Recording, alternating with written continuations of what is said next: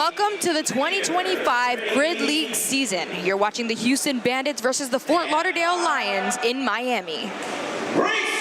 And they are off. This is the first quadrant of partner forward. This is our very first race of the match. Just to set the stakes and give you a little bit of a picture what the history is with these teams. For the Fort Lauderdale Lions, these teams, so basically last season in the Vegas match, the teams Orlando Aces, Tampa Bay Brigade, and Fort Lauderdale Lions joined to make a super team because there weren't enough people to compete on any one of those teams. They formed together, and together through all their veteran leadership, they went undefeated in Las Vegas, and it was an absolute killing, and it was so much fun to watch. And they decided in the off season, okay, well, Taylor Stallings is retiring. What better way than to make sure that we have a championship next year and join all these teams together, essentially. They thought it would just be a really good idea. As for the Houston Bandits, this is a brand new team bringing a lot of rookie talent, and it looks like they're actually ahead by just a hair in this race. We have Red Carey and Ben Collins over there for the Houston Bandits. This is a team founded by Sophia Davenport, who is a veteran player, having played for the Aces and for the Breakers, excuse me. No, so the first thing I want to see is how Jamie Gold is going to manage all of these star power, all of these personalities. So far, so good.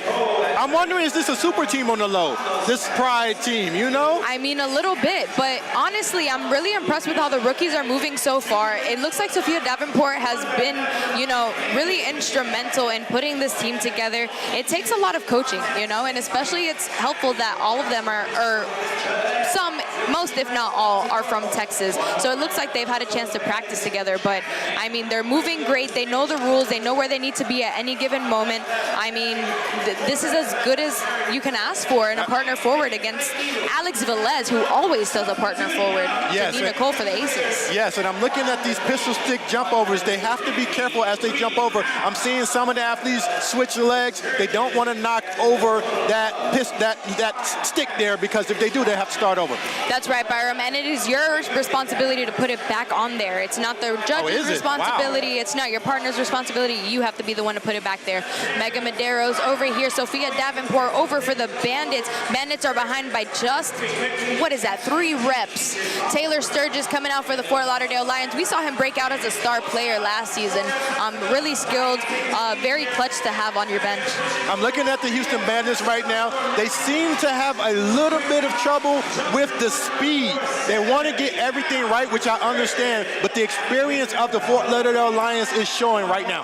Definitely. John Young was doing well on those pistol stick jump overs. It just looked like he's a big dude, you know. It's kind of hard to, you know, lift that leg up in the air to make sure you're getting to that standard. You have to hit all the way to depth. Now I'm looking at the explosion that Taylor Sturgeon is showing right now. He's locked in and focused. I'm looking at, okay, final pistol stick jump overs. You see him right now looking real good. And I'm also looking at the Houston Bandits right now. They look to be in control as well. That's right. John Young going for the one leg. Mega Madero's 1 rep left, and it looks like the Fort Lauderdale Lions are going to take this first partner forward. Experience is key. As we just saw, we see the Pride going down to meet their family members there. It's all about knowing your strategy, knowing what your team can do. As we always say, this is all new for the Houston Bandits, so we can see how they can adapt. That's right. Just in case this is your first time watching, here's how it works. If you finish the race under the time cap, you get 1 point for participation.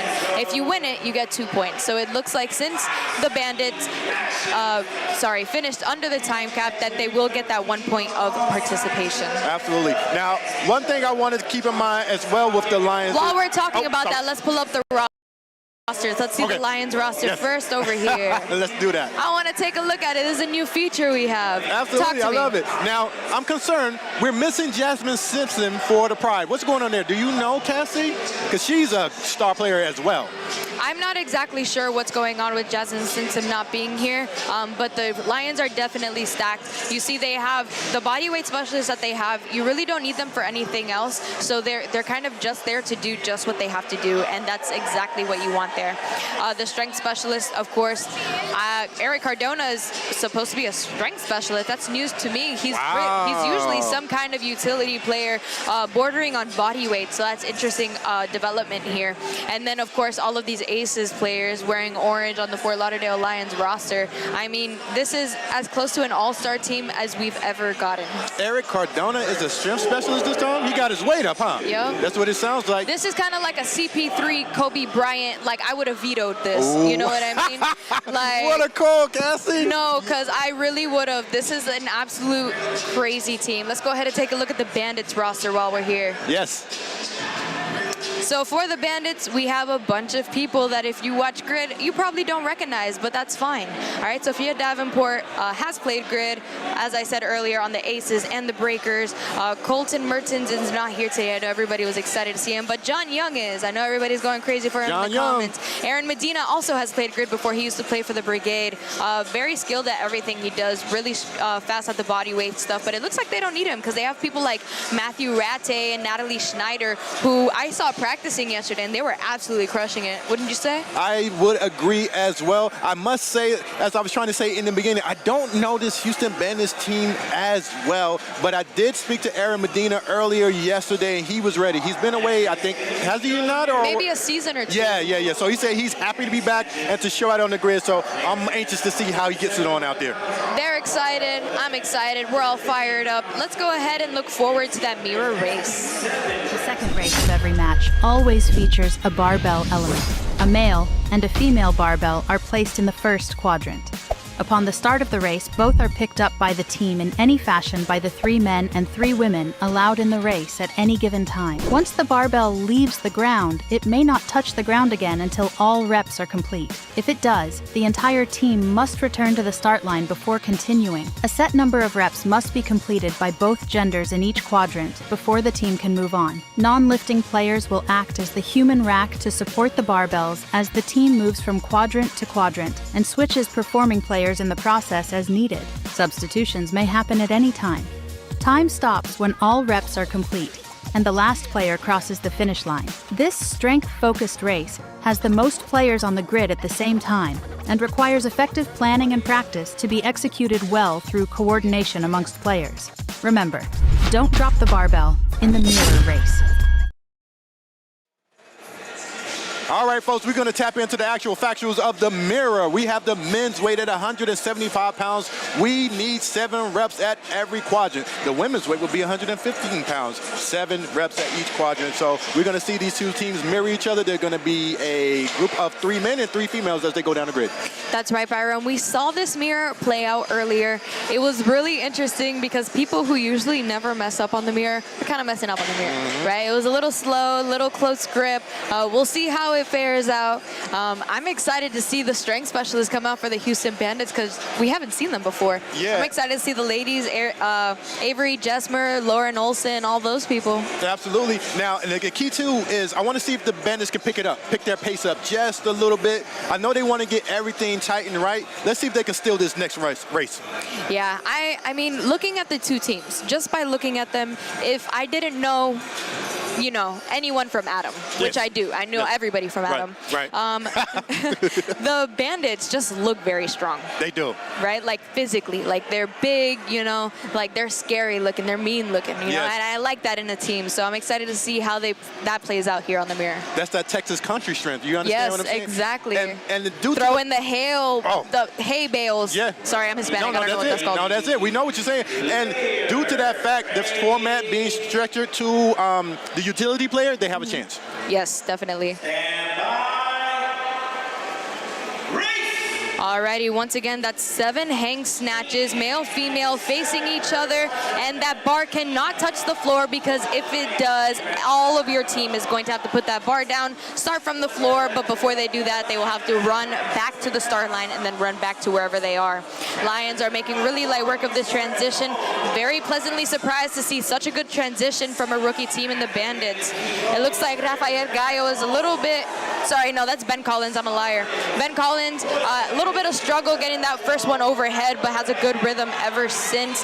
Just maybe 2 reps behind. Yep, just as I called it. As soon as they get in, and they're making up good ground. Megan Medeiros, Briley Smith over here for the Fort Lauderdale Lions. John Young and Avery Jesmer over there for the Houston Bandits. I'm watching the transition for both teams, especially the Bandits as well. I'm going to keep an eye on them. Experience tends to be leaning on the side of the Lions right now, and we're going to see if they can finish and win this race. Yeah, they're in trouble. This is Trisha Davis and Arcangel Andrade over here for the Fort Lauderdale Lions. Hands in the air, 2 reps remaining, and it might be by just a hair. 1 rep remaining. Oh! Almost dropped that one. You saw that. Woo! That would have been ugly for the Fort Lauderdale Lions. Aaron Medina finishing up that last rep. Drop it, and they are in the finish line, finishing under that time cap, which once again will earn them that 1 point. And the Fort Lauderdale Lions will have 2 points. Now, we're looking forward to that next race. The next one is going to be 6 burpees to ring touch at 9 feet 9 inches or 8 feet 8 inches if you are a female. That one's going to be extremely exciting to watch just because it happens so fast that you cannot even blink, friends. Just everything that's happening, everything that's going on, you really don't want to miss anything. So make sure you don't click away. We're not going to commercial anytime soon. But let's go ahead and take a look at Byram out here on the grid. Byram? All right, we're getting ready for the aerial assault, folks.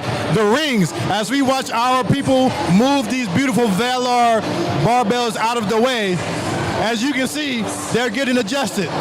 These rings are about 9'9", 10 feet. Let's see if I can touch.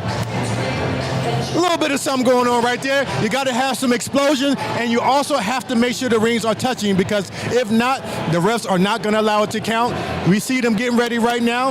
Listen, we're about to see some real high flyers with the bodyweight specialists. Get ready, chat. Get ready at home. Get it on at the Grid League.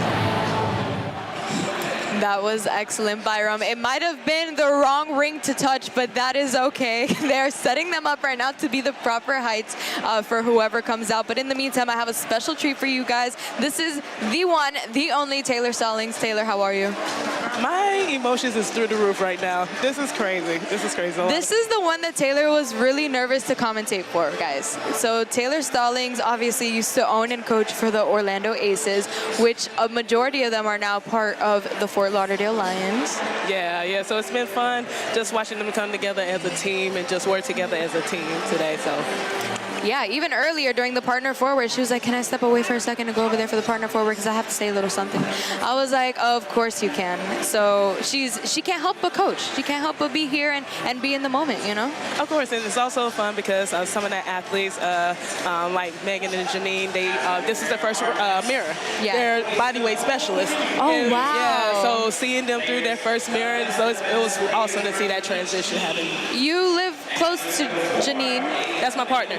Okay, Yeah, just making sure I don't want to miss I gotta say we live very close. Okay, yes, I knew that, but I just wanted to make sure. So you've seen her obviously train for this. So how's that been going? It's been a nervous wreck. Yeah. But just reminding her just what she's capable of doing, how strong she is, and that she's more than ready for this opportunity. That's awesome. I'm really excited to see it. I didn't know that was going to happen. That just adds another element of excitement here. I was telling Byram earlier when we're looking at players on the grid and just looking at the players, if I didn't know them from anywhere, right, I would say, wow, the Houston team just looks very strong. What do you think about their performance here today? Yeah, so Houston, they're still doing good. They're shaking off the jitters. This is their first match. They have a lot of rookies on their team. So once we get to the echoes, they'll start to warm up into it. But it's different once they're out there on the grid and see what actually grid speed is. Absolutely. It's going to be really exciting to watch. We're getting into that ringer point race. It's going to be Rafael Gallo versus Taylor Sturgis, if I'm not mistaken. Yeah. It's going to be interesting to watch. It's going to fly by in just a second. But before we get into that, the Houston Bandits have thrown their bonus flag. Yeah. So they feel pretty confident in this one. How do you feel knowing that now? I hope they feel real confident in this. Yeah, because they better. Exactly. Raphael, rookie? Raphael is a rookie. Yes, Okay. this is his first time on the grid. He's this one that's really tall over there. He's standing over the grid. You can see him even on the overhead camera. This is an interesting one because it seems simple in practice, but when you get out here underneath the grid skylights, it's completely different. So especially if you do miss it or if those rings start to swing too much, it can be very hard to recover. Absolutely. I was just about to say there's a little bit of a strategy to how you have to tap that ring, because if you tap it too much, the next time that you go to jump up, you might miss it. Exactly. A lot of athletes, you see them tap on the side. It's almost better to tap underneath it, but you also have to make sure you have ups too. But if you tap it underneath, it prevents it from swinging. If you hit it on the side, it sways a lot. So the more gentler you can tap it and prevent that swaying, the better it is for you. That's right, and you better not make that burpee sketchy. We got to see chests on the floor because they will call it here. Exactly, and another thing that you have to watch out for is if you miss it or you get faulted, you have to repeat the entire movement. Yes. So if you have to do an extra burpee, that could come into play too. Right, like you can't just like jump for it and then do the jump. You have to go back down into the burpee and start over because it's kind of like a complex movement. We were talking about that earlier, like a triple touch. If you mess up on any part of the triple touch, you have to redo the whole thing. 100%, and there's so much room for error on this one. And with that 10%, hey, look Matthew Reddy. I think he needs a little bit more personality though. Yeah, he's a little bland, you know. He said I think he's a little shy. Yeah, he's not doing enough, you know. I just want more from him. I know. I'll talk to him about his confidence later. Too much fun. The Fort Lauderdale Lions are over here looking hungry. Oh my gosh. I just can't stop looking at Matthew Rattay. He's just so much fun. I think this year is going to be a dance battle. Once Jasmine Simpson gets back here. I know. That's what the Lions are missing, realistically. I think that's a new dynamic warm-up. He has a warm-up his hips. Oh, that's what it is. That's what He really needed that. Yeah, drop of course. And plus, you are in Miami, so Miami's known to drop it low. Yes. So he's just dealing with the vibe. You have to really make sure that, like, your, abductors. Exactly. We got to spread it out. Yeah. Probably Uncle Luke is probably on right now. Oh, there we go. All right, we have this ringer point happening any second. We're looking at the game faces. Hopefully it's not delayed too much longer. They're just making sure that the equipment is up to par. Safety is our priority, and so is fairness. So we always use a tape measure to make sure before every single race to make sure that it's in the right spot so that we don't, mess anybody up, or else we're gonna have to recall and people are gonna have to throw their flags again. Exactly. This is one of my favorite ringers. Yeah, and if there's anything I know about Coach Jamie Gold is she's gonna throw a flag, and most of the time she might be right too. Exactly. she's been here long enough. Yeah. She's throwing the flags for a reason. Absolutely. So going into this, right? We saw the last match. Where do you think that your team is going to shine? Like, where do you think, not your team, I'm sorry. The Fort Lauderdale Lions, like previously your team. Where do you think they're really going to shine in this match format? I think just their experience. I think the experience is going to be the biggest thing because they all, even though they were on different teams, they understand the sport. So they know how to communicate. They know what grid speed is. They know how to adjust and adapt when things go wrong. So again, I'm very excited to see how Houston faces that adversity as well too. That's right. I do love how they're bringing their team all the way down to the end. I know. Let's get a look at that. That is so cool. The Houston Bandits are sending their players all down the grid. It looks like to catch him maybe, but they brought the whole team. Usually they'll just send one or two people. They sent the whole team down to the grid so they know that where he has to come to, right? That too, but also I think it's camaraderie as well too, to remind the athlete that this is who you're fighting for as well too, that they got their back on this end. That's right. This ringer point is brought to you by Lubricin. Lubricin Joint Health starts here. All right, got to make sure that you oil up those joints. Got to make sure that you hit that, right? Exactly. They're going to need that after this match. Definitely. Rafael Gallo versus Taylor Sturgis. Both of them down at the same time. Rafael Gallo, little swing on the ring. Oh, it's a little bit too much of a swing. He's still touching it. He's a tall dude. That was a fault. And Taylor Sturgis is just a bit ahead. They're neck and neck. Taylor Sturgis taking it by just a hair. They were vaulting at the same time. Wow. So this is what I was talking about with that swing. Raph's, when the very first touch, he hit it just a little too hard, so it messed And up. the second one even harder, and you so know, it messes because you have up no that timing choice. there. Yeah. You get desperate trying to touch it because you don't want to waste precious time to go back down into a burpee. Taylor's very happy about that outcome. She's looking at their team like, yeah, you did that. That was a fun race, of course. We have to make sure that the Bandits are getting their participation point. They are tabulating the timing now. Basically, you have to finish within 10% of the other team or else you don't get that one participation point. Is that correct? Yeah, that's absolutely right. I think Sophia is actually throwing her challenge flag. Challenge flag hit the floor. All right, so something must have happened. So I think they're either counting, they're either saying that maybe somewhere to get folks. Go ahead. Yes, so here's what I saw, right? I don't know if Taylor Sturgis hit it on that last one. It looked sketchy to me. And I didn't say it because they didn't call it.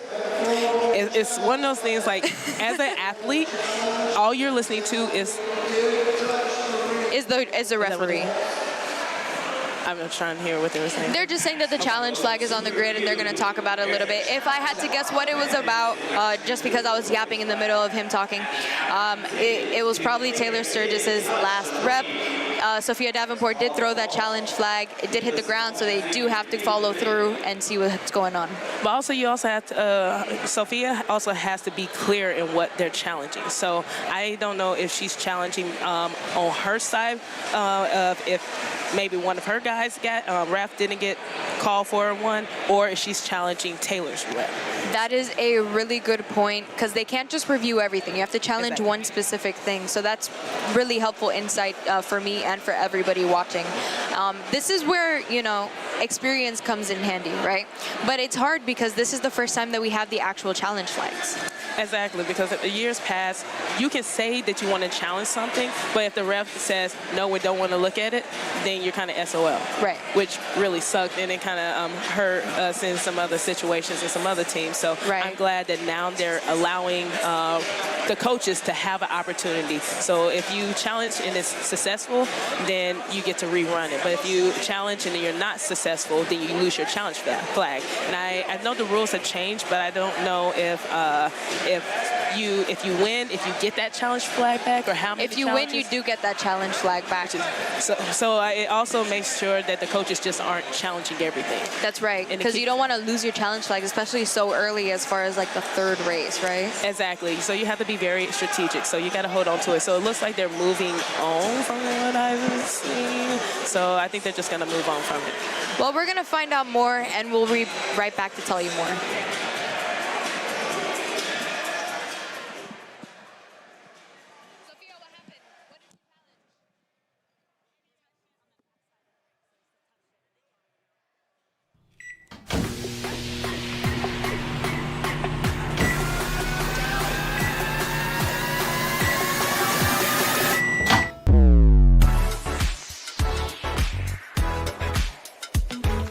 I didn't think they were going to be good because they were frozen, but they're amazing.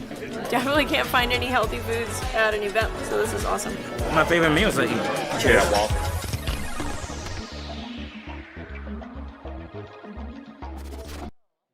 Want future-ready fiber home internet that's ultra fast and Grid League strong. Level up with T-Mobile Fiber. Game, stream, and stay connected to what matters. With lightning quick speeds. Up to 2 gigs and rock solid reliability.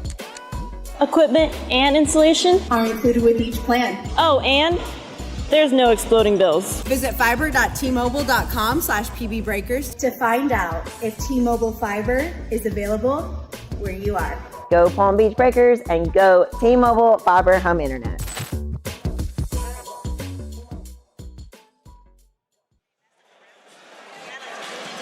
Welcome back, friends, and we have some more information for you. It looks like the call by coach and owner Sophia Davenport was on her own side. She didn't even call Taylor Sturgis's reps into question, so I was mistaken in that. It was just an assumption. Don't make me apologize.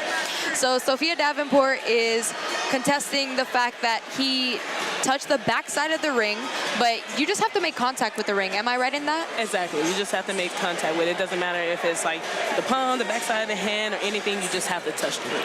Right. So they're saying that they called it a fault because they touched the backside of the ring, but he touched the ring. So they're going to see if they can rerun this race. We're trying to find out more from you. They're reviewing it. If I knew more, I would tell you more. But we're just going to have to chill out here and wait for a little bit. While you're here, Taylor Sturgis is yelling at us and being all hyped because he did win that, but we're going to see if they're going to have to run it back. One thing about Taylor, he ain't afraid of a good time or to rerun. That's right.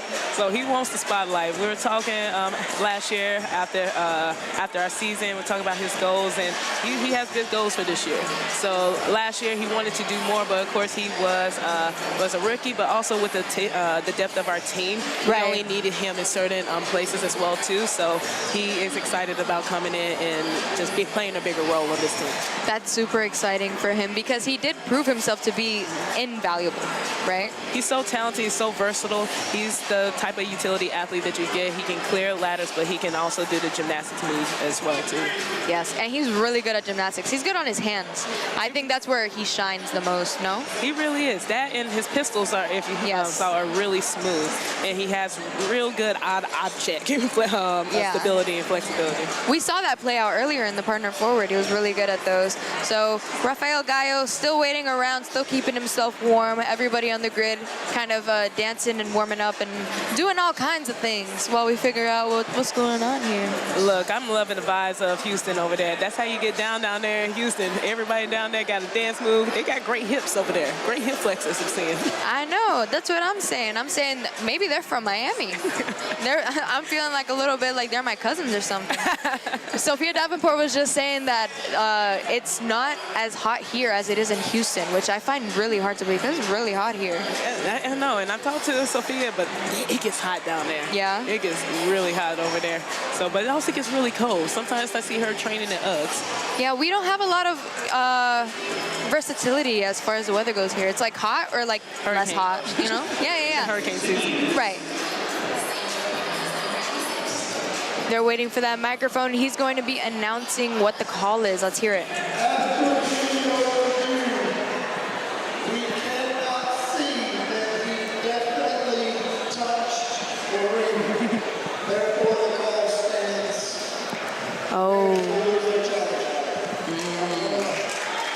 So it looks like the call stands. It looks like the Houston Bandits do not get to keep that challenge flag, and it looks like the Fort Lauderdale Lions keep that win. Yeah, it was not successful. So you have to have, just like with any sports, you have to have clear determination that it was that you can see it. If you cannot see it, that's why it's very important as to what you're calling. If they called it on Taylor, they could have went back and reviewed his. But since they called it on her own guy, they did not have a clear picture that she was right. If they did, then they would have reversed it. Right, and that's all in the spirit of, you know, sports and fairness. We have multiple cameras. You know, they really try their best here to make it as fair as possible. But if it's not clear, it's not clear. Maybe she called it on the wrong thing, you know? And sometimes you've been there in the heat of the moment, like you know it's a fault, but knowing that you have also a certain time period to get in the challenge, you're just like, you try to say something really quick just to get it to go through. So that could have been something as well too. 1000%. Let's go ahead and see what we can look forward to in the next race. The race is made up of 4 stations of elements that each must be completed before moving on in the race. 1 male and 1 female are allowed on the grid at any given time, but only 1 player at a time can perform reps. Substitutions may happen at any time. Once the echo race is complete, get ready, because the same race will be repeated 45 seconds later. This race is about managing fatigue with your best players and leveraging roster depth to keep performance at a max pace through the second echo. Remember, get ready to do it again in the echo race. One sentence to describe my pain journey. I don't like getting old.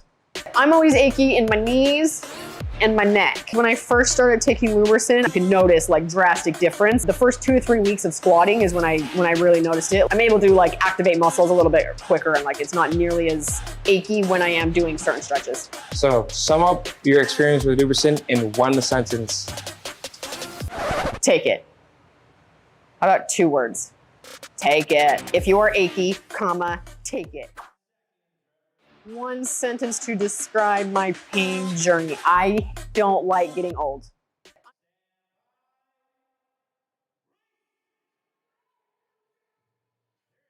And they are off. This is the Echo race. Here's what's happening in this Echo race. We have those overhead squats for the men. For the females, it's going to be front squats. That's 155 pounds on a female bar. After that, they're going to do 20 dumbbell burpees over a 20-inch box with different weights, 30 double touches, and 30 hang cleans. It's 1 person working at a time, 1 male, 1 female on every element. No hands up in the air yet for either team. Yeah, so you'll see over here on the Alliance, you just finished seeing Camille. She is a rookie. I think she got close to being faulted on one only because she didn't open up her hips. But you'll see a lot of rookies kind of coming in, doing some filler rolls just to get their feet wet. That's right. Avery Jesmer finishing up quick for the Bandits, and it looks like John Young and Lauren Olson are getting over that box. That's going to be 50 pounds in each hand for John Young and 35 pounds in each hand for Lauren Olson. We have Trisha Davis and Briley Smith over here. It looks like at first they were trying to jump over, but it looks like they're just opting for the step over. It's a lot of reps to get done, and you don't want to risk it on messing up and, you know, taking a box to the shin. Yeah, that's Trisha Davis and Taylor Sturgis on that side. But one thing that you'll see that Coach Sophia told me on her side is that watch out for their people, Lauren and John Young on their side, that they are burpee box jump over enthusiasts. So this is one movement that they really love and appreciate. I see that John Young finishing off those reps on the box so that Red Carey can start on that gymnastics element. Her and Paulea starting at the same time. They are neck and neck. Carey was on the wrong bar, so none of her reps counted. That's a serious mistake for the Houston Bandits over here. Yeah, that's definitely a rookie move, but that's something that definitely has to be discussed because in grid, you have to make sure you are on the right bar. So just because you start, if you're not on the perfect position, then those reps do not count. For sure. I wonder if she's going to try to finish up most of them here. It looks like Mason Belk is taking over. Alex Velez finishing off for the Fort Lauderdale Lions. That's going to bring Trisha Davis onto that barbell already in there. Yeah, so this is something that you definitely should be watching with the hang cleans. You got the hang cleans for the women and then the hang snatches for the men. So I'm looking for the cleans that the bar is getting to the shoulders because the elbows have to be in front of the bar and you have to stand all the way up before you bring it right back down. It was really, really close. It was just that rookie mistake of getting onto the wrong bar. Sophia Davenport going as fast as she can. She's got a short range of motion. She's going pretty dang fast. That's Marcos Medina over here for the Fort Lauderdale Lions, finishing up hand in the air for the Lions, and the Lions are going to take this race. Yeah. Sophia Davenport finishing off over there for the Houston Bandits, and not a race win yet. So I think they're definitely going to make that adjustments. It's just unfortunate that they got called on the first bar. They had a decent lead on that, so I'm looking for this second Echo to be a little bit closer now that they know which bar to go on to. Definitely, and it is a rookie move on Carrie's part, but also a little bit on the coaching staff. You know, you see her setting up her box on that first bar. That's something that you should keep an eye out for as a coach. But also, this is where Sophia's going to learn as well, too, and I had to learn as a rookie coach once upon a time, too, is that you don't know what you don't know until you get to it. Yes, 100%. We call that expensive learning lessons. you take it on the chin now, but I guarantee you won't see that again. That's right. And, of course, it's called the Echo because it echoes. So they're going to do it all over again. That was a 45-second transition time, and let's see it. All right, it's the same couples that are coming out. Briley Smith for the Fort Lauderdale Lions. That's Ben Collins over there for the Houston Bandits. Avery Jesmer waiting for him to finish up. Now, I wonder if any team is going to change their strategy. It was working well for the Houston Bandits until that little slip up on the wrong bar. Yeah, definitely. And Ben Collins, he looks really strong with these overhead squats. Like I said earlier, overhead squats is a very, very tough element, and it's probably one of the ones that's easy to get no rep, but he looked very strong and solid in them. Definitely. Avery Jesmer's making up a lot of time. She's really fast at those. That was a really good transition between those two Bandits players too. John Young waiting on that box.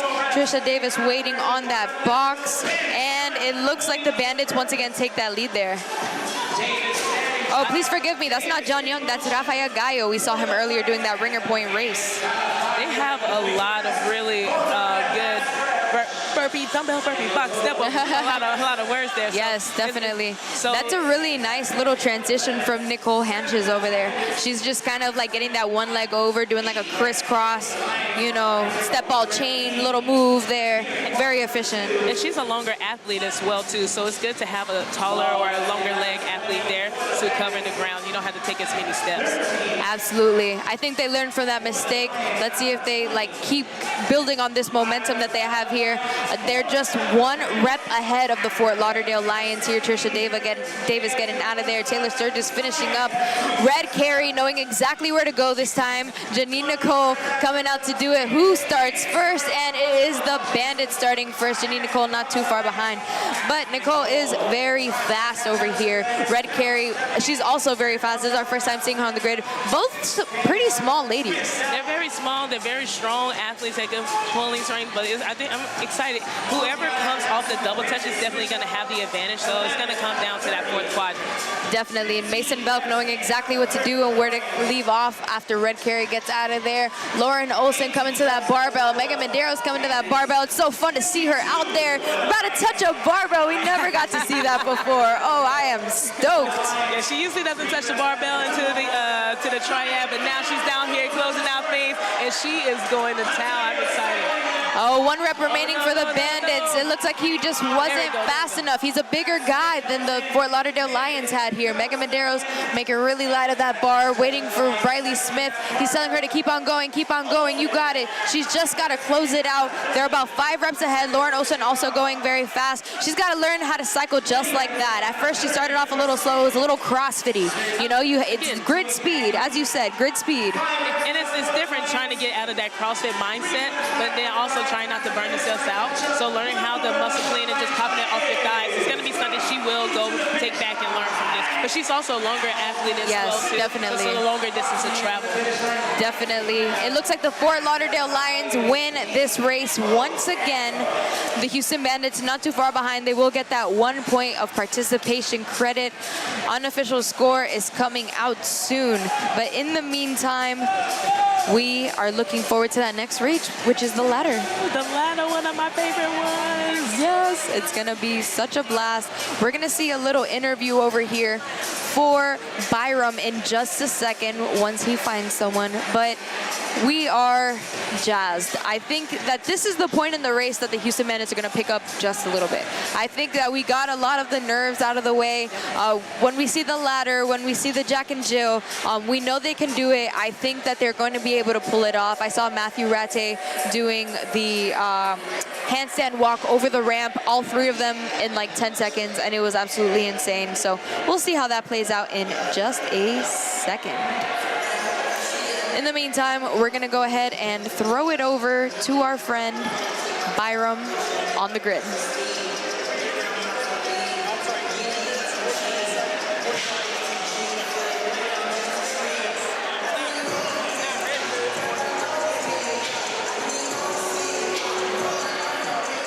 Taylor Sturgis coming in. He was just working hard. He just finished an incredible echo. Hey, you already know what time it is. They had you looking at the rings. We wasn't sure. How you feel about it? Man, every time I go in these rings, man, they got a problem with it. Look, last time they got it the wrong way. I won. This time, they're going to review it.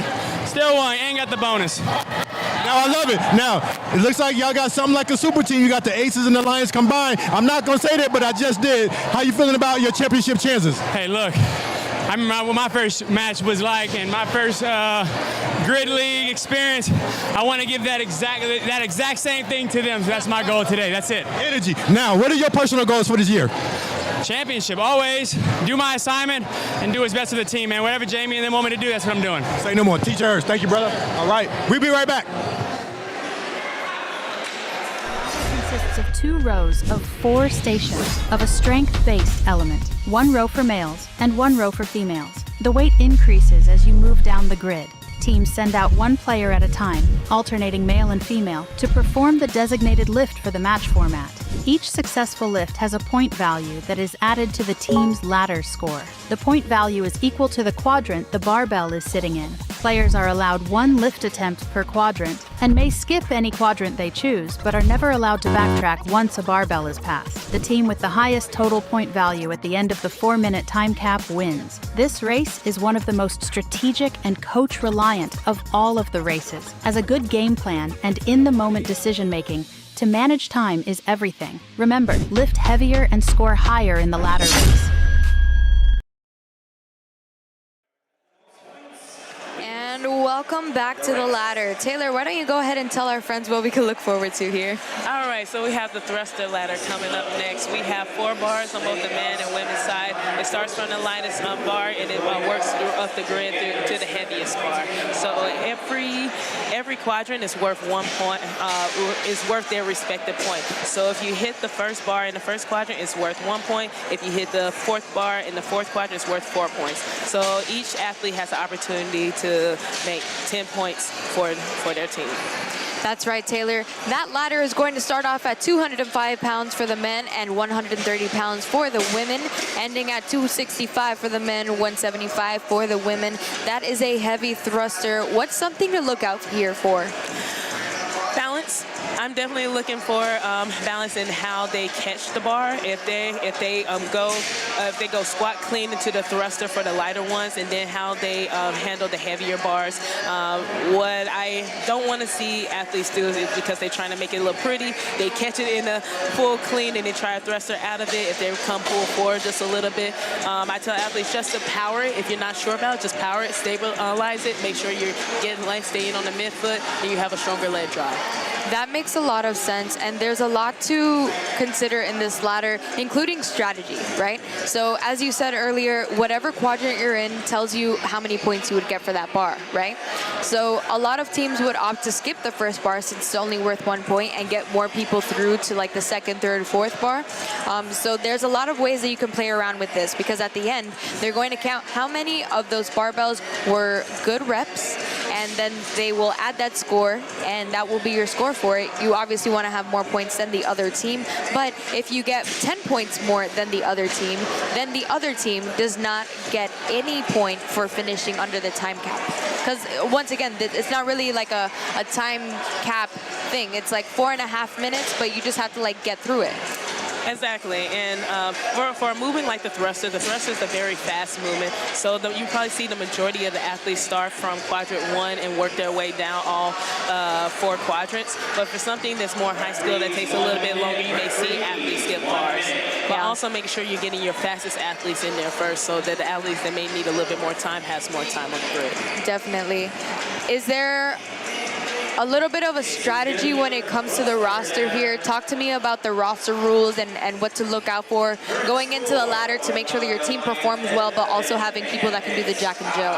Of course, like, you definitely want to have your strongest athletes out there, but because of the roster rules, when you sub one athlete out, that athlete cannot come back in unless you are a wild card. So you may have a body weight specialist or a couple of body weight specialists in here to do the ladder. You'll place them at the end because you need them for the Jack and Jill. Definitely. So there's a little bit of playing around to be done with that strategy. We're 15 seconds away from watching that ladder. I can't wait to see who they send out first, how many people hit that last bar, and they're going to do it.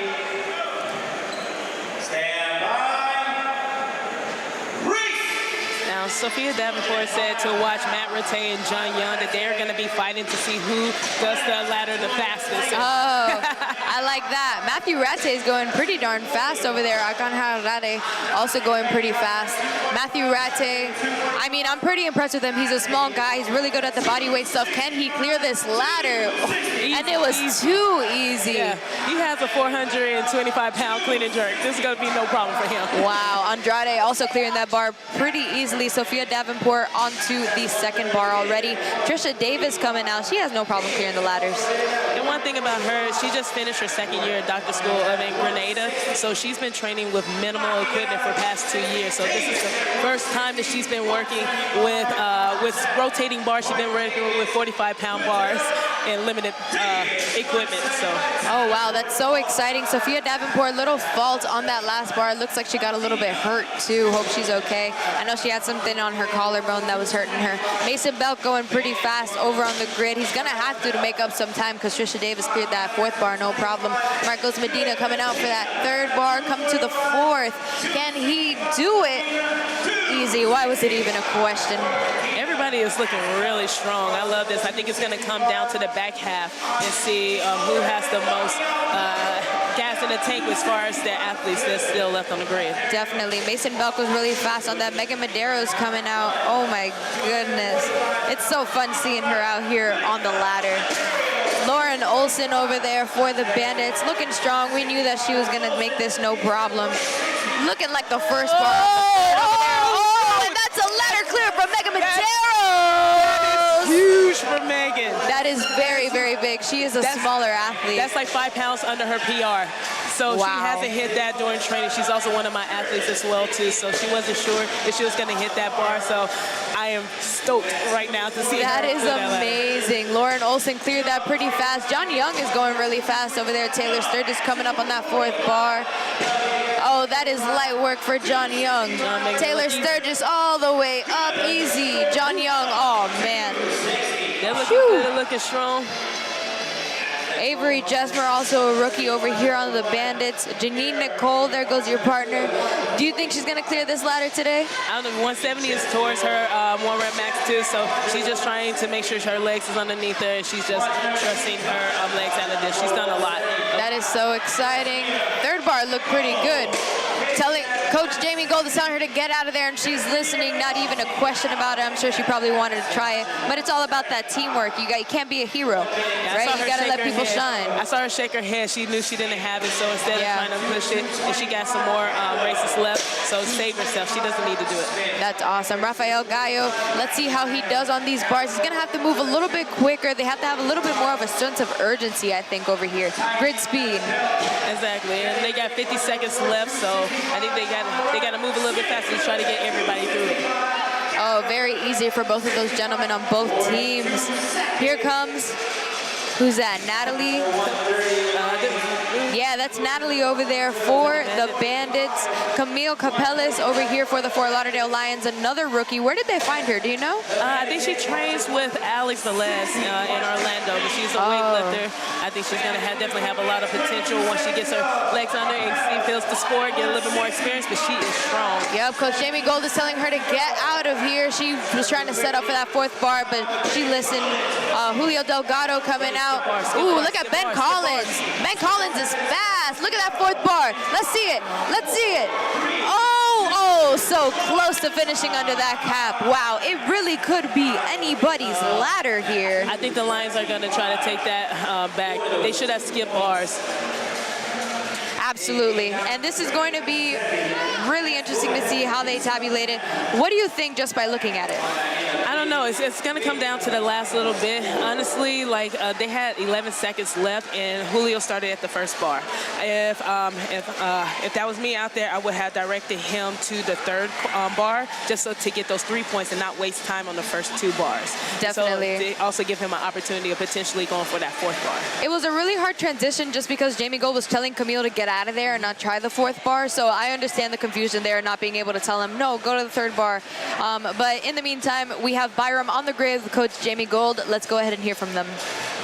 That's all right. All right, folks, we're here on the grid with Coach Jamie Gold of the Fort Lauderdale Lions, the Pride. Something like a super team. We're not going to say that, though. We're going to keep it on the low. How are you feeling about your team performance so far? They're absolutely killing it. Their communication is flawless. They've really come together and gelled as a team. Now, my question is, how are you managing all of the star power, the personalities? It's a little bit different. You had some idea how to do it last year with the super team. Talk to us this year. There are no egos on this team. Everyone knows what they're good at, and everyone trusts those people to do their jobs. There's no I in team, and there's no I's on this team. Now, I see you got your clipboard ready. You're already famous for it. What's going on in that clipboard? Talk to us. Hey, we just keep track of what's going on. We're writing down our scores. I'm keeping notes as things that we did, maybe good, bad, that we need to talk about for the next match. Little things that clean up here and there, but it's all about just keeping things moving well. Good transitions. Sounds good. Coach Jamie Gold, you already know what time it is. Thank you so much. Appreciate it. That's right. We're looking forward to this next race. It's going to be another ringer point race, which is, of course, one-on-one, specialist against specialist, and we're looking at those triple touches.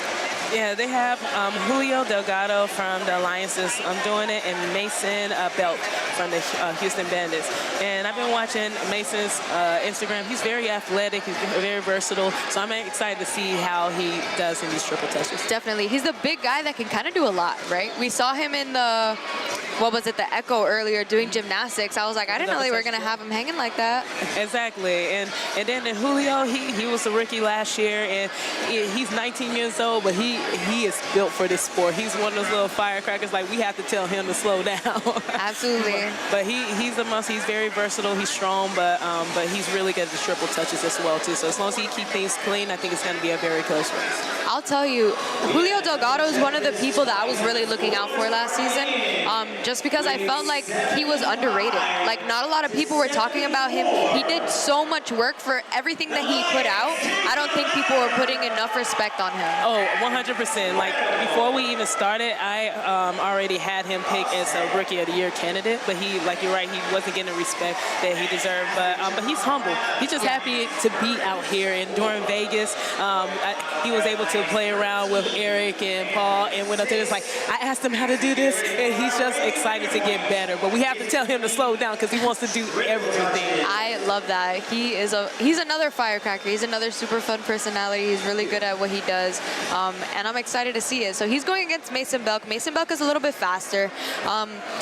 It's a hard comparison because I haven't seen too much of Mason Belk. You know, like, this is a ringer point. He was doing other things in the Echo, you know, and he had to like run out and do all those things. When it's one-on-one, that might be a different story when that pressure's on. Exactly, and just like how we saw with Rafael, he's also a rookie as well too. So having this be his first ringer, and then this Julio has done a ringer before as well too, so he is a vet there. So seeing how Mason come back those nerves and making sure that they are both getting quality reps and no faults. Definitely. There's a little team huddle over there on the Bandits. You love to see it. Sophia Davenport is not playing games. I'm sure this isn't going the way that they thought it would. The way that a lot of people thought it would. I think they're doing pretty well under the circumstances. They're always just that one step behind. I feel almost protective of the Bandits just because the Lions are such a skilled veteran team. You know, like, this is a team of all-stars. So I feel like the Houston Bandits came in at a little bit of a disadvantage, this being their first match ever going against such a strong team. You know what I mean? I know, and I was talking with Sophia. She reached out to me. She's like, let me know if I'm crazy or not, but am I crazy to thinking that we can be competitive? I was like, if you don't have faith in your team, then who will?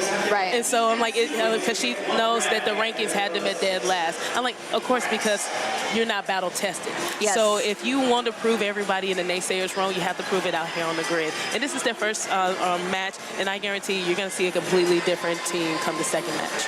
Definitely, and I'm really impressed with the way that Sophia not only put this team together, but coached them. They know everything that they're supposed to do. That can't be easy. There's so many, I mean, I'm sure that she knew it, but relaying the rules to everybody is not an easy feat, right? Oh, not at all. It's a lot of nuances. And again, I've been doing it for 10 years, and each year I found out something different. Right. So it's a lot to remember and to make sure you're communicating with everybody. Absolutely. She's doing a great job. Yeah, she is. Let's go ahead and take a look at those game faces. Split screen, Mason Belk of the Houston Bandits versus Julio Delgado of the Fort Lauderdale Lions. Referees ready to layer. Ready. Stand by. Race. All right, and they're off. Who will get there first? Julio Delgado jumped onto the rings first. Mason Belk not too far behind. Julio has the advantage. He's smaller, you know? So we're going to see who can do this faster. Julio's doing a great job in making sure his shoulders get over the bar. I know during practice that was one thing that he wanted to clean up, so he's making sure that every single rep counts. 1 rep remaining for Julio, and it's a sprint, and that's a vault for the Houston Bandits. It's saying that he didn't lock out. Oh, that might be a challenge, and he definitely, I mean, I don't want to speak in definites, but it's going to be tough to have finished within that 10% of them to get that, 1 point for finishing. 100%, and this is exactly what we're talking about with making sure, with the rookie mistakes, and just making sure that each rep is clear and clean. So Julio did a great job at over-exaggerating his shoulders over the bar, and you can get kind of caught in the middle with trying to go fast and trying to get there first, but not also making sure that you finish and complete the rep. Absolutely. That was insane. We will find out that official score for you in just one moment, but in the meantime, thank you so much, Taylor, for stopping by the table and for offering your expertise and your smiling personality for us. Thank you so much for having me. This has been a lot of fun. Awesome. We'll be right back. Jack and Jill features 3 stations of high-level body weight-based elements that increase in difficulty moving down the grid. 1 male and 1 female are allowed on the grid at any given time, and only 1 player can be working at a time. The team can only move on to the next station when the previous station is complete. This race is the simplest when it comes to rules, but the most reliant on player skill and speed, as the hyper-specialists often make the difference in the race. Remember, let the bodyweight ninjas fly in the Jack and Jill race. Nick Lavery here, active duty Green Beret, Army Special Forces, and co-founder of Machine Strength. This year, we are officially partnering with the United Grid League. Grid really did just jump off the page. And while there's an obvious linkage between us and them through my teammate and co-founder of Machine Strength, Rebecca Rouse, we knew it had to go beyond that. In my opinion, Grid is the ideal representation of a team and how winning by virtue of the team is how you achieve victory. Co-ed environment, wildly diverse. You've got individuals that have different strengths and weaknesses. And you have to take all that in, formulate a strategy, and then deploy those skills tactically. That is the recipe for victory. If you're on the field or on the battlefield, that is how you win. We're gonna be kicking it off June 14th in Seminole, Florida. Myself and a whole bunch of my team will be down there to represent, spend some time with the athletes, spend some time with the league, and most importantly, spend some time with you. We'll see you guys down there. Let's go. I'm almost always on a foam roller. That's the first thing I do when I start training. I was just on the rumble roller. Rolling out those muscles and getting them opened up and warm helps me mobilize a little bit easier. It wasn't just a regular roller. It hit the right spots. As a bodyweight specialist, I'm always trying to get in there just so I can get better range here. I'm definitely using this as much as possible. I'm so excited to get to work those into my mobility, my warm-up drills, and that's already going to go right into my gym bag. I will be using this to get in there so that I can get out there and be all right.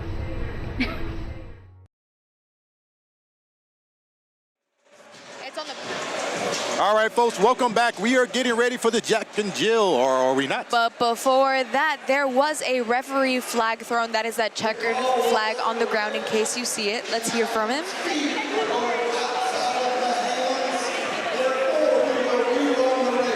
Oh, and they're going to rerun this ringer point race. That is super exciting. So it looks like there was a referee flag thrown on the Lions, which is kind of the same as a challenge flag, but it's one that a referee can call in the spirit of fairness, right?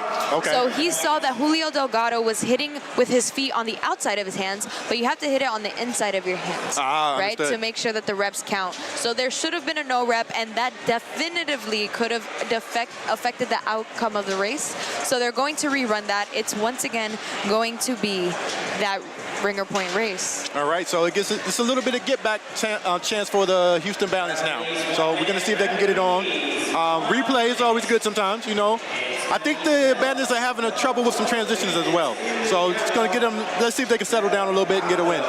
Yeah, I mean, they're all waiting once again at the end of the grid. That's what did it last time, you know. They need to be at the end of the grid waiting for their player.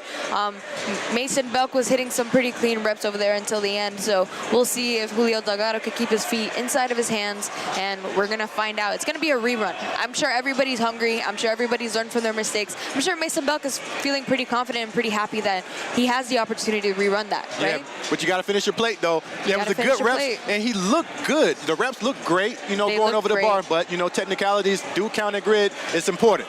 I was telling Taylor earlier, it's hard because Delgado is smaller than Belk, like in a lot of aspects, in height, in bulkiness. So there's a lot of things that Delgado has the advantage at here, but Mason Belk is very, very fast. Okay, good to hear. So, well, I don't know if this is not necessarily a speed element, though, right? I mean, you definitely have to be fast because you have to finish first. Okay, well, you know, we can go with that, Cassie. I like it.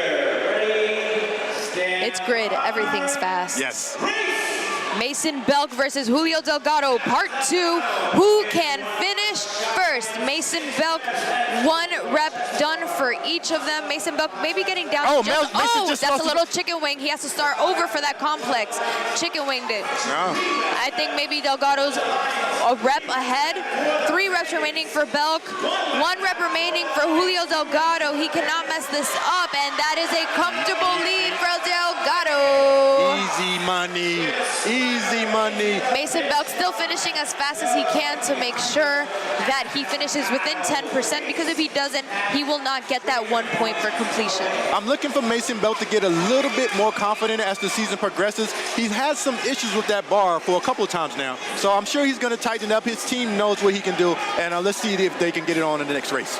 Definitely. We are looking forward to that Jack and Jill. Let's see that race graphic just one more time since we were interrupted by this rerun.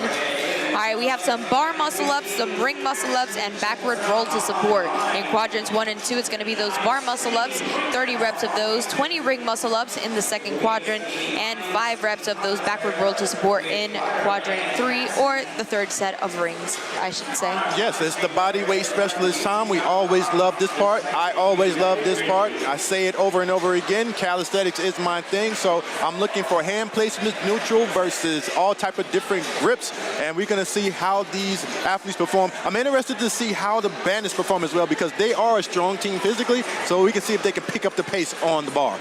Definitely. Jack and Jill is a little bit more of a body weight specialty race. Well, it definitely is. Yes. So we've seen them practice yesterday, and they were really skilled. Obviously, the Fort Lauderdale Lions have so many veterans that we can't even count them, and from all kinds of teams, and it's going to be interesting to see how they fare against each other. Once again, it's just that little bit of having been on the grid that makes that little bit of difference. Exactly. I'm seeing that a lot with the Lions. Experience is key for them. You can see it a little bit smoother as they go through the different elements, and that's all up to Jamie Gold. She's very locked in. If you can see it on the live stream, you can see how tapped in with her team, giving them specific instructions on how to transition and get from element to element. So great showing by the Palms. I said the Palms. The Lions so far. It's all right. It'd be like that sometimes. Yeah. Well, we're out here. We're waiting for that Jack and Jill. So let's take a look at the rosters one more time. Let's look at the Bandits roster. Now, they have people like Natalie Schneider. They have Matthew Ratte.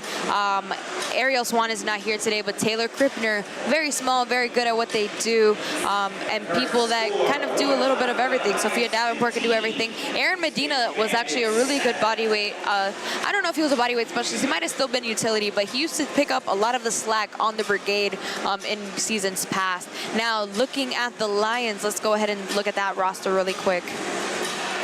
Those bodyweight specialists, of course, Paula Leas, Paul Moran, Janine Nicole. Paul Moran is the guy that learned how to do a backflip in like 3 days and then won that ringer point race, which was absolutely crazy. Super athlete. Yes, super athlete for sure. Katie Canning is also really good at the in the Jack and Jill. And Eric Cardona, they used to call Paula Leas and Eric Cardona Jack and Jill because he is an amazing bodyweight specialist. I don't know why they have him here as a strength specialist, but that is okay. He is always a utility player in my heart, and I'm sure he's going to pull out some gymnastics before day's end. Yeah, I'm looking to see Paula Leas do her thing out there. But I think also, too, these athletes are progressing and evolving as the years progress. You know, I said progress twice, but they get better. You know, maybe they may interchange into different things. So good to see. Some are getting stronger, some are getting flyer. Definitely. And this Jack and Jill is presented by Rumble Roller. Go deeper. It's going to be a deep tissue roller massage that you can lay down on. That lat is very sore after this Jack and Jill race. This is especially when they'll need that, and they'll be using it in the back. It looks like Darren Lasso was the first one up. Darren Lasso is one that I didn't mention after the roster, but really good. He used to play for the Aces. These are two Aces players wearing Lions jerseys now, so they're Lions. Who do we have over there? That's Mason Belk and Natalie Schneider over there. No, sorry, that's Stripner for the Bandits. These are rookies that we have to get used to knowing, right? We haven't really seen them before. They're doing pretty well, and of course, this is the waterfall technique. It's only one person completing anything at a time.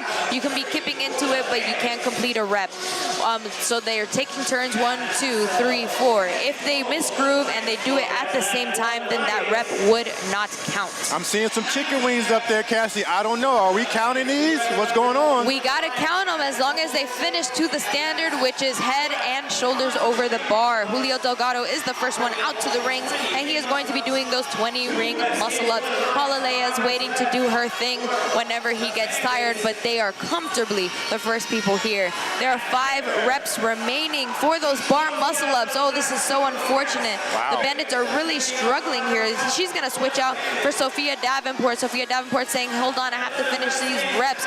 She's, you know, this is what Taylor Stallings was saying earlier. You can't be married to your plan. Sometimes you have to be ready to adjust. And that was a great call on Kribner to recognize that her coach was calling her and to switch out because they weren't looking so strong.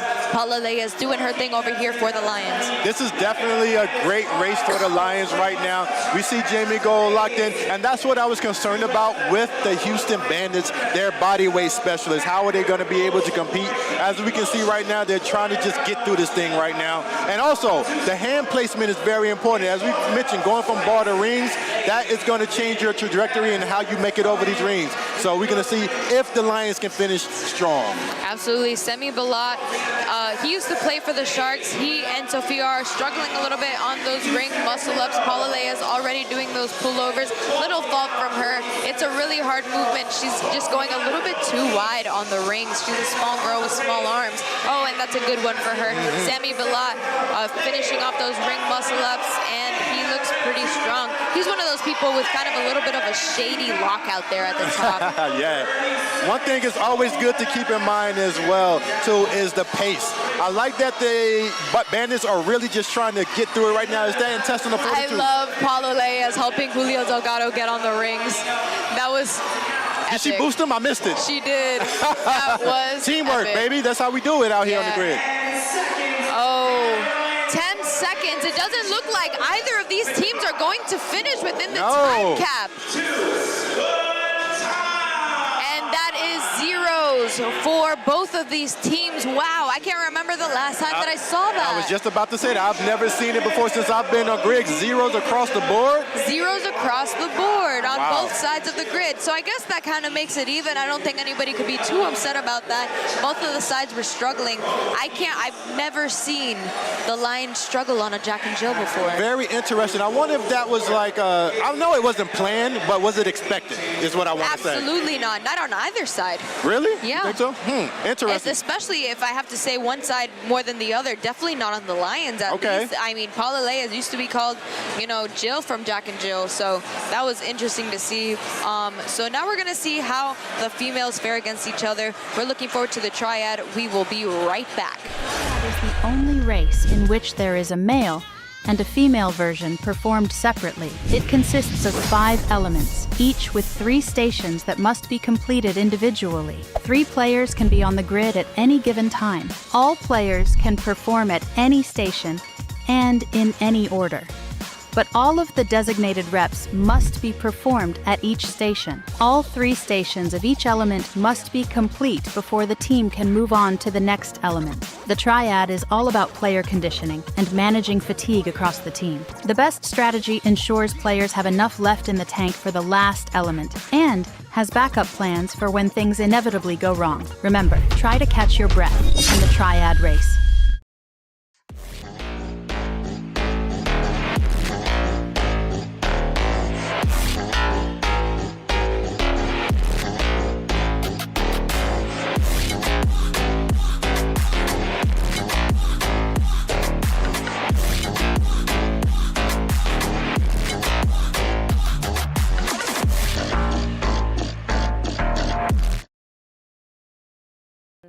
When I turned 23 years old, I came to the United States and I kept training CrossFit and doing muscle ups and stuff, but just like for CrossFit until they hit me up on Instagram and invite me to join the Miami Freaks. So I feel like that day kind of like changed my life for real. Like everything changed from that moment. First, it was like the first time someone was like, "Hey, I believe in you. Like I feel you could like do really good here." And it's crazy because those people didn't even know me, and I didn't even know myself that much. But the next season, our coach Storm, on a team meeting, was like, "If anyone could learn the butterfly muscle ups for this season, like it would be a game changer." And it's not that he said Paula, but I kind of felt like it was like directed to me, and I would like practice almost every single day, just recording myself and trying to get something and watching the video and watching the other on YouTube and doing like screen records and put it in a slow motion and kind of like studying the motion. So not only my body, but my mind could understand what it was about. But of course I didn't get it on the first time or second, but it was one day that I went to sleep and I closed my eyes and that was the night I could picture myself doing it. Like I was able to see it on my mind. I pictured myself doing the movement, and I woke up the next morning, I grabbed my grips, went to the Zoom and to the gym, and I hung on the rings and I just did it. And it was really, really exciting.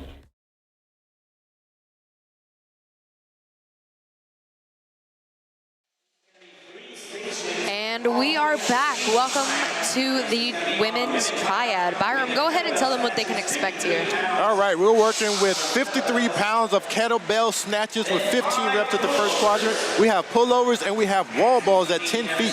5 reps for pullovers and 15 reps for the wall ball, right? We have the women's weight of the handstand. Well, the women's weight at the ball is 14 pounds, sorry. We have the handstand rep that's out there on the grid again, which is very interesting. And we also end with hang squat cleans, 15 reps at 100 pounds at the final quadrant. Yeah, it looks like the Lions have pretty much picked up and ran away with this match. I don't want to speak in definites, but it looks like they're coming out for this one. Eric Cardona, we just found out the reason that he didn't come out for that Jack and Jill is because he's dealing with some kind of injury that we'll find out more about as the season goes on. So he is a strength specialist, but he's practicing his handstands, and I'm sure that he's going to pull out those pullovers that he's been posting on Instagram, that they're kind of like giants, and he's just swinging around the bar, and they're absolutely insane. So I'm looking forward to seeing that. I'm also looking forward to see how these two teams get through this handstand walk. Going up the stairs and down the ramp.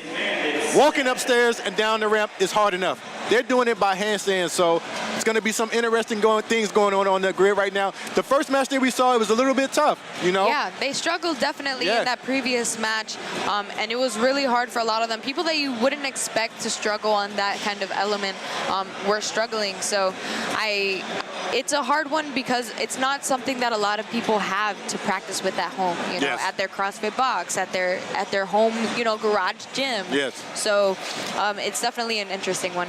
I can definitely see athletes after this is over either trying to order one of these or to get one wherever they train, whatever gym they are, because you have to practice these for the final, for the rest of the season. So I can see that definitely happening at Valor Fitness. I definitely want to get one for myself just because it was really fun. I was doing like a diva walk up the stairs. Yeah, you did. And then you just like, I did handstand walk down it. It wasn't very good, but I did it. But I would do like a somersault, like a... You got a couple steps though. Like it wasn't bad, you know. I can't do a handstand at all, so kudos to you, Cassie. Yeah, but you could do like 10 strict ring muscle ups. They're probably like 3 or 4 right now. I'm fat right now. We'll see what happens. Please spare me.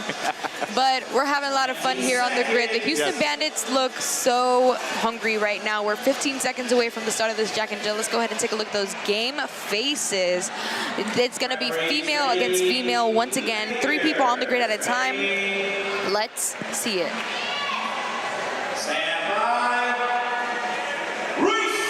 So as we know, for the female triad, it's important to note that it doesn't have to be every person doing a certain amount of weight, right? They could switch out for anyone of the same gender at any time, but every element, every equipment for an element has to be done a certain number of reps. So for example, there's 15 kettlebell snatches.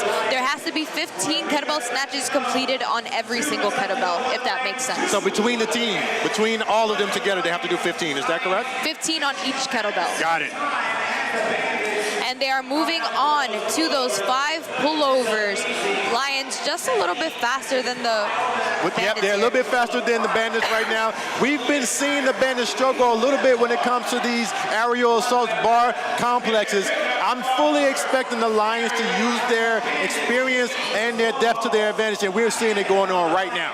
Absolutely. It looks like the Bandits are already starting with the wall balls. They have a little bit of a lead here. Katie Canning, Paula Leyes, and Trisha Davis for the Fort Lauderdale Lions. Over on the Bandits, we have Natalie Schneider. We have trying to see him, we're trying to find him. I know, they're so far. Sorry, that's Lauren Olson, actually. There's so many people on the grid doing wall balls right now, and then the most important thing that's happening after this is going to be the handstand walk ramp. We have to see who's going to be the first one there. Oh no, mistake. Oh mistake over there. She's doing those barbell things. Those reps won't count on the handstand walk. Oh, they have to restart the handstand walk. Katie Canning already over hers. Paula Lea starting hers. Megan Madero's struggling over there on the Bandits. That was a very strong showing in a split for Schneider. Natalie looking very skilled. Looks like she might have to switch out for somebody, but the Bandits are picking this one up and running away with it. Olsen, Hanches, and Carey over there for the Bandits. Yeah, the Bandits really caught their win on this particular race. Lions are going to have to figure some things out when it comes to strategy. When it comes to this handstand walk, it's kicking everybody's butt out here today. And honestly, I love it because some of these things are made to look so easy, even though we know it's not easy. But this particular element right here is a little bit tough for both teams. Absolutely. Really good job listening to their coach on the Bandits over there, because Sophia's screaming her head off and telling her team what to do, making sure they don't go into the finish line. Very comfortable win for the Bandits. Their first race win of the day. Have to give them a little bit of an applause. We're going to give them a hand for that. Absolutely. New team, first win. Fort Lauderdale Lions finishing up. They will finish well within the time cap, which has 1 minute 40 seconds remaining. Hands are already up. They don't have to worry themselves too much. They just have to let that one go. Megan Madero's taking over for Trisha Davis. Trisha Davis making sure she doesn't jump into that finish line. And they are finished within the time cap. That was a great finish for everybody. John Young getting ready for the male triad.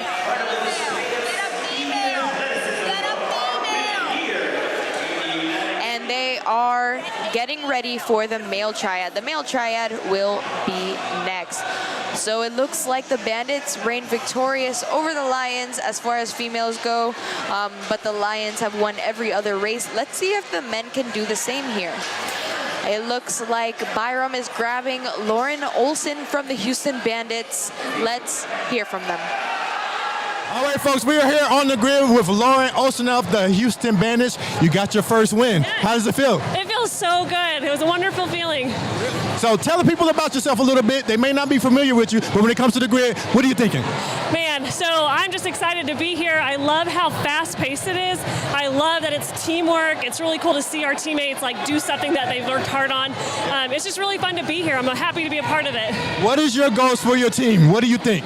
Oh my gosh, I just want to prove that we belong here. I feel like there's been so much speculation. Whether we win right now or not, we're holding our own against the Lions, which is a huge deal. So I'm just really proud of that. I love it. Thank you for your energy, and we'll see you again. Thank you so much. Folks, the John Young interview is coming.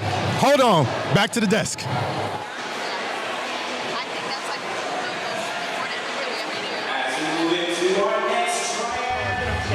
I'm already losing my voice. We're only halfway through this. With grid, if you can do a couple things well, you can learn how to do the other things well. You can have a really good time. It's nice that they're doing a beginner kind of level, so we can participate. That's yes, agreed.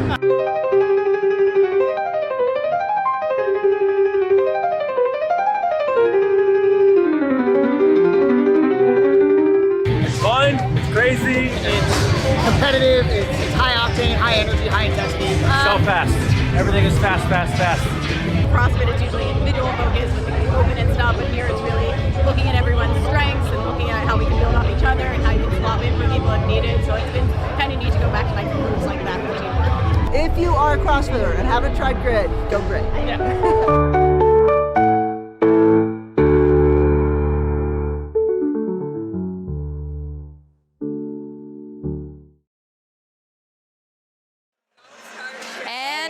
We are back for the male triad. We're starting off with kettlebell snatches, pullovers, wall balls at 10 feet, freestanding, no, sorry, that's supposed to be the handstand walk, and hang squat cleans. Of course, it's gonna be a little bit heavier, a little bit showier for the men here. 15 kettlebell snatches at 70 pounds. That wall ball will turn into 30 pounds, and that men's weight will turn into 155 for those hang squat cleans that they gotta face the audience for. Oh yeah, we're about to see the big boys put in some work out here on the grid. There are a couple of athletes that the people at home in the chat are looking forward to seeing. So we're not going to say their names, but we're going to see what happens after this I wonder who it is. So people are going absolutely nuts to watch the Houston Bandits, and I love that they have such a fan base. We've been missing that Houston, that Texas flair in our grid league lives, and the Fort Lauderdale Lions are not jazzed about having just lost that one. But I know that that's what the Bandits needed to give you a little bit of, you know, energy. Yeah, you saw the excitement there at the interview. So they're happy to be here, like they said, but they also want to perform as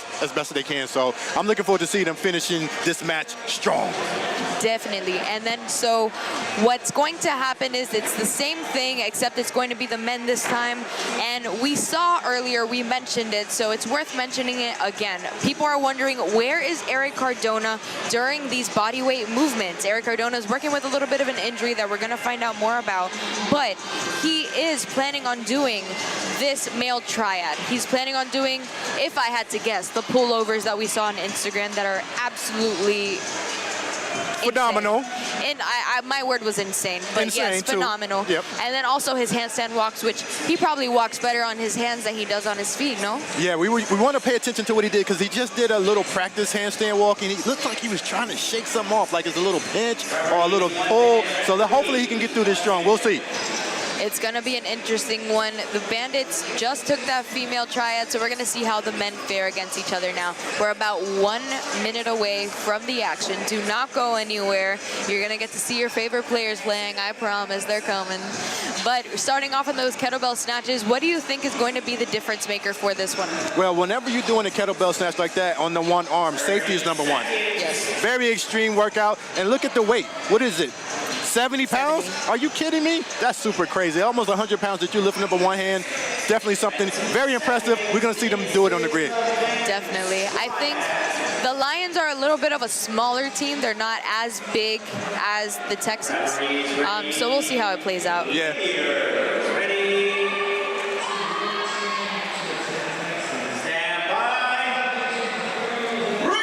And they are off.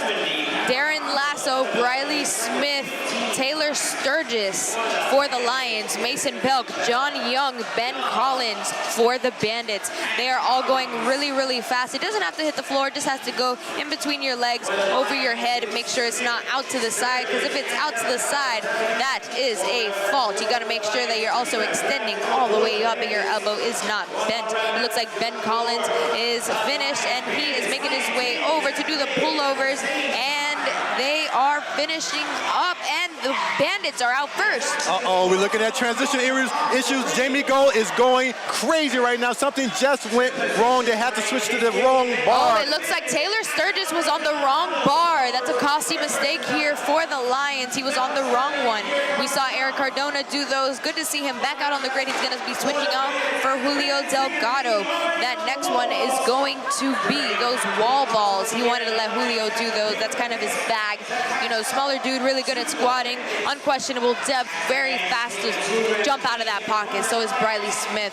John Young, Rafael Gallo, Ben Collins still on the grid over there for the Bandits. They have a slight lead, hands in the air for every single one of them.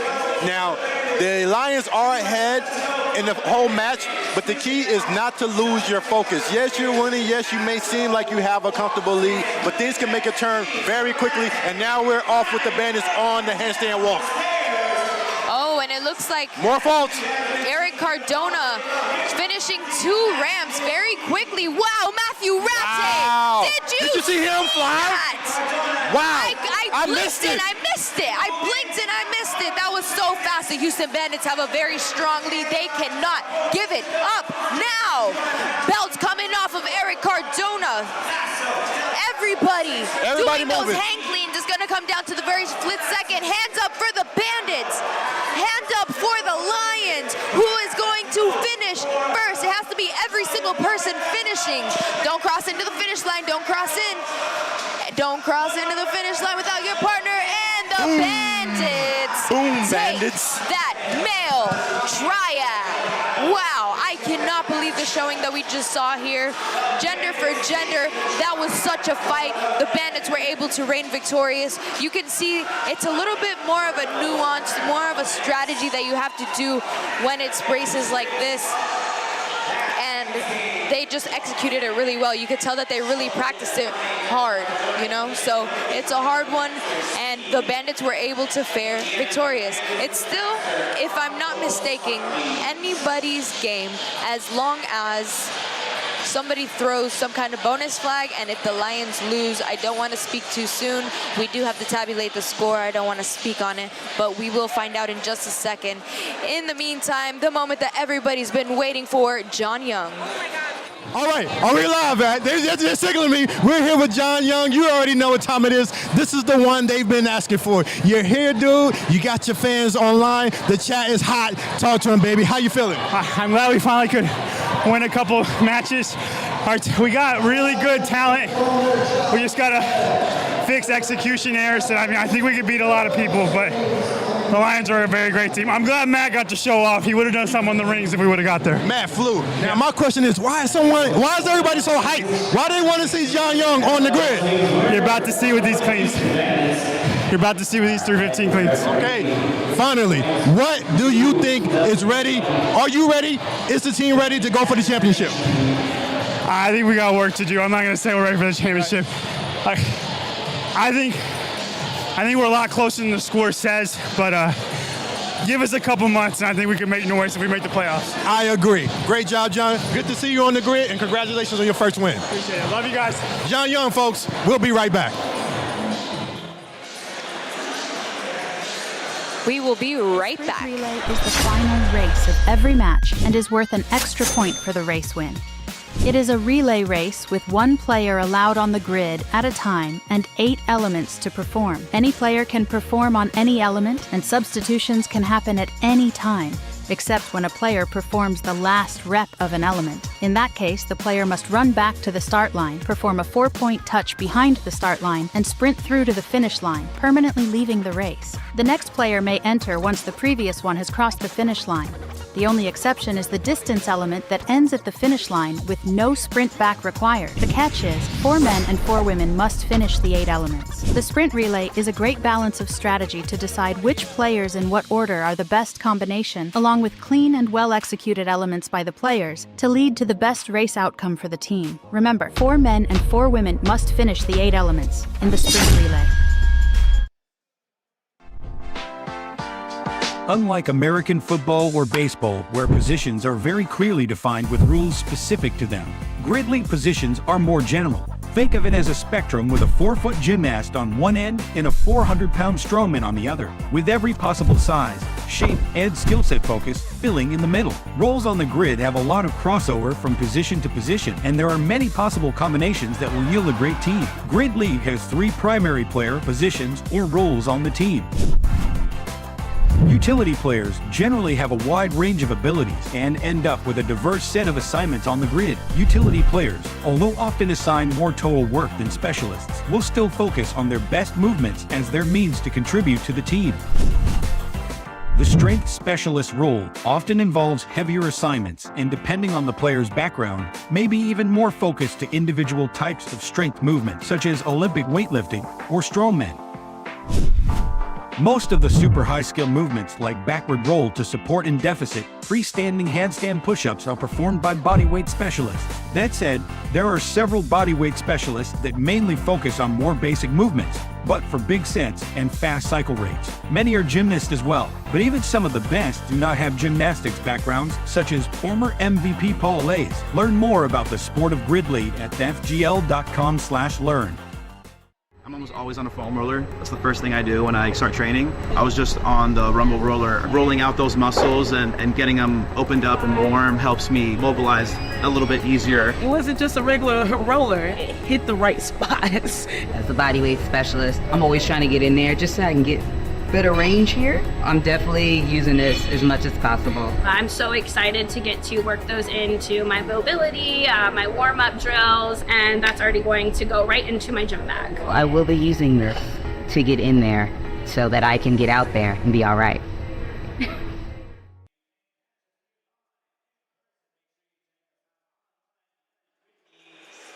Welcome back. In case you're not here live in Miami, we just had a challenge from Coach Jamie Gold, the first one of hers. She threw that flag.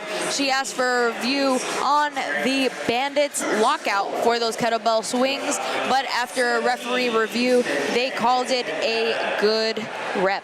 So there is no rerun, and we are moving on to that last race, the sprint relay. Byram, go ahead and tell the people what they can look forward to. We got to look forward to a whole lot of clanging and banging, and there's going to be a lot going on the grid, starting with 60-pound double dumbbell shoulder to overhead, 10 reps of the first quadrant, 100-pound D-ball squats, 10 reps of those of the second quadrant. Back up rise, legless rope climbs, flip sled at 100 pounds, chest to bar pull-ups, 45-pound plate handstand step overs, ending with the 350-pound clean. And we got a lot of reps there, 4 reps, 3 reps. 80, is that feet? 80 feet, not inches. I got it right this time. 20 reps of the chest to bar pull-ups, 6 reps of the 45-pound handstand step overs, and the 3 reps of the 315. Quick note over here, friends. That's going to be a strongman throwing sandbag toss, not a flip sled.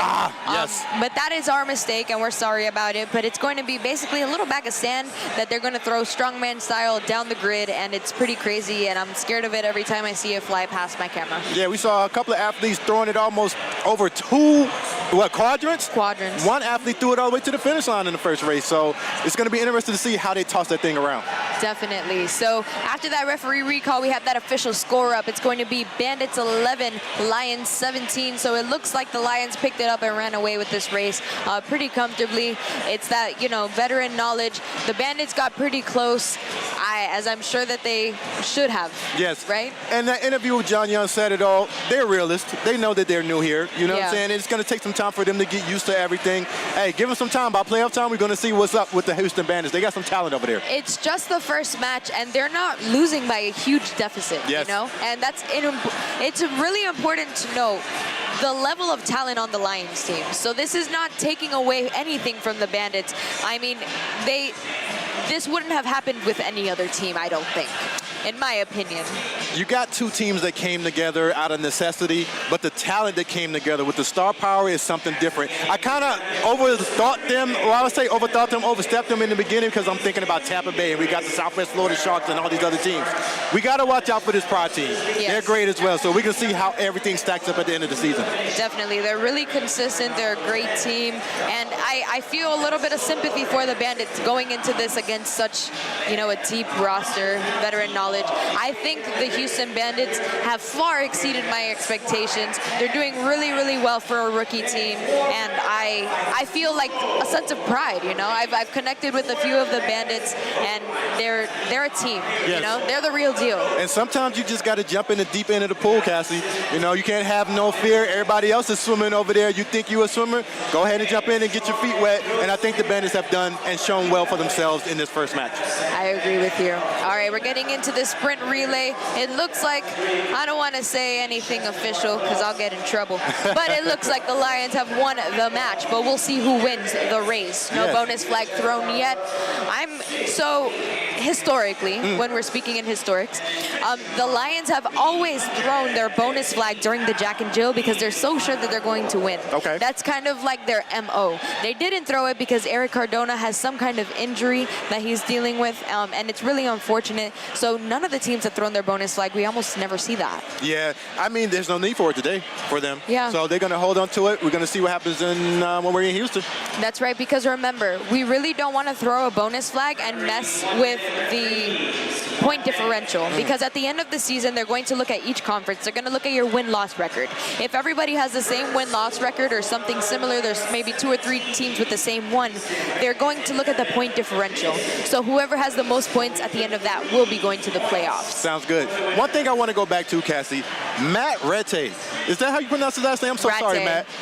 The way he flew through those handstands, my goodness. I blinked and I almost missed it, Byram. I caught it, and it was like, you know when you see like a shadow and you're like, oh, that's what happened to me with Matt Rate, and I'm so impressed with him. We saw him do it yesterday, but it's another thing to do it during the competition. Indeed. So great job by Matt. Can't wait to rewatch it and see it again, brother. Absolutely. Oh, so the Bandits did throw the bonus flag and lost it. I did forget about that. That was my mistake. That was for the ringer point race. They were really confident that they were going to do that. Okay, here we go. Sprint relay. Lock in. Taylor Sturgis out for the Fort Lauderdale Lions. Rafael Gallo out for the Houston Bandits. Rafael Gallo has been doing a lot of work today, huh? He's been doing a lot of work, but for however much power you have, much is expected of you. So he's going to show out and do his best out there on the Red grid. carry with a really good transition into the grid. Trisha Davis with a misstep, but Trisha Davis is a fast one. Carrie Davis made it through first, though. We're looking at Lauren Olson and Megan Medeiros over here. Lauren Olson making very light work. She's taller than Megan, but maybe just a bit stronger on those squats. Is she doing a squat one-handed, holding it like to balance herself over there in the She sure is. Oh, Megan Medeiros finished first. Way to stay consistent there. Lauren Olson finishing up that last rep. She's got a 4-point touch and run to the finish line. If you missed that 4-point touch, there is a referee there waiting for you. Rest assured to blow that horn in your ear, and it is very loud, and it is not a lot of fun, so you do not want to miss that. Julio Delgado, little misgroove on that one, but he is making it up. 2 reps remaining for both of these players. Matthew Ratte over for the Bandits. Wow. 1 rep remaining for Matthew. Taylor Sturgis, Julio Delgado having to come off the rings. Wow, that is unfortunate. Ooh, misgroove for Matthew Ratte. They're both struggling here right now. Wing. They're gonna have to redo that one. Come on, Matt. Come on, Julio. Both of them struggling. Are we dealing with some fatigue right now, Cassie? We sure are. Wow. These elements keep on getting harder and harder. I am so surprised that both of these teams are struggling so hard. Julio Delgado able to finish off strong, go to the finish line. Matthew Ratte, this is going to cost them some serious time over here. Darren Lasso is coming out for those 3 legless rope climbs. Matthew Ratte taking his sweet time over there. Now, this is where experience comes into play when it comes to the Fort Lauderdale Lions. These teams have come together, and listen, they know what to do with each of these elements. Even if they struggle, they have the intestinal fortitude to get through. That's right. Darren Lasso finishing off that last legless rope climb. Matthew Ratte struggling, having a conversation with the referee. Referees maybe giving him a little bit of advice. Matt Brendan is a cool guy. That's that cheap referee guy that we're looking at. Fort Lauderdale Lions, they're throwing that sandbag.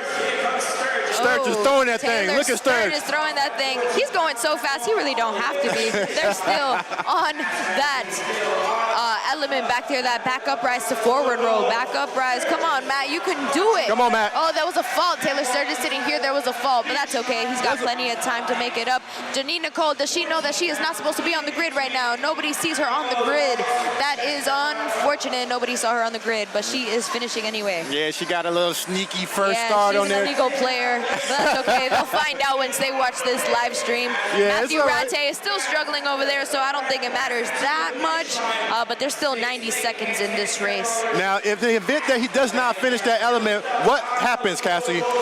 If he can't finish this element, they will get 0 because they do not finish the race under the time cap. It is not a participation point. It is a point for finishing under the time cap, and I did say that earlier, and that was a mistake for me to say. Caitlin Canning is a CrossFit Games athlete. Oh, they're calling her back. She's going to have to do that again. Jamie Gold is going really wild not on the grid right now. What about it. happened? Katie Canning finishing, and that is good. 4-point touch for her. Matthew Ratte, feel sorry for him, man. It's a lot of fatigue. He was doing a lot of the Triad, a lot of the Jack and Jill. It's unfortunate. But Briley Smith is running out for that last barbell. There's only 43 seconds left for this sprint relay. So it's safe to say that the Bandits will not be finishing this race. Matthew Ratte, at least, you know, keeping a smile on his face. What a cool guy. Briley Smith, 4-point touch with the firefighter mustache.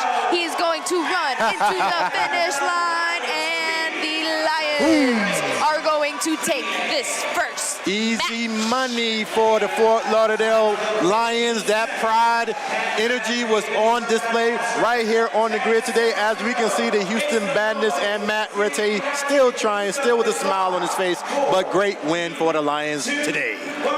And that is the end of the time cap, my friends. The Houston Bandits, unfortunately,